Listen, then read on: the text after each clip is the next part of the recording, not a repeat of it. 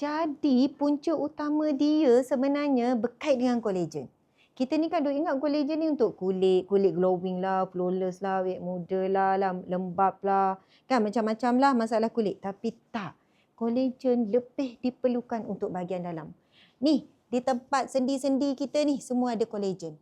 Bila kolagen kurang, itu jadi kering lah, dia jadi rasa macam sengal-sengal lah, menunjukkan bahawa kolagen terlalu kurang di bahagian tulang rawang ataupun sendi-sendi kita tu. Jadi insya-Allah bila kita minum Choco Collagen dan kolagen pula Solu-Gel. Solu-Gel ni maksudnya micro collagen yang mana daya penyerapan dia optimum, maksimum. Bukannya kita minum lepas tu banyaknya buang. Tak. Sebab apa? Dia mikro, jadi dia menyerap kepada seluruh tubuh dan dia akan pergi kepada bahagian-bahagian yang kurang kolagen. Memang dalam Choco Collagen kita ni, tahap ataupun kandungan kolagen sangat tinggi.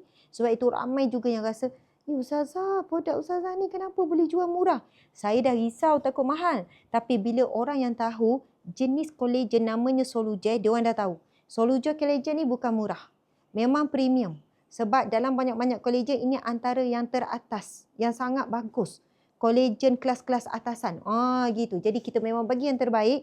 Semoga selepas penggunaan dalam tempoh konsisten ya, setiap hari minum 1 sachet. Kalau saya 2 sachet, anda akan rasa perubahan dan boleh nampak pergerakan mak ayah tu kan, yang macam slow bergerak, lepas tu dia bangun nak duduk pun slow, kalau semayang pun macam bergerak macam sakit. InsyaAllah boleh nampak perubahan demi perubahan. Jadi enjoy je minum air panas-panas, waktu yang sama kita dapat manfaat yang begitu banyak. Cuba hari ini, insyaAllah anda akan rasai perubahannya dalam waktu yang terdekat. Tekan link di bawah.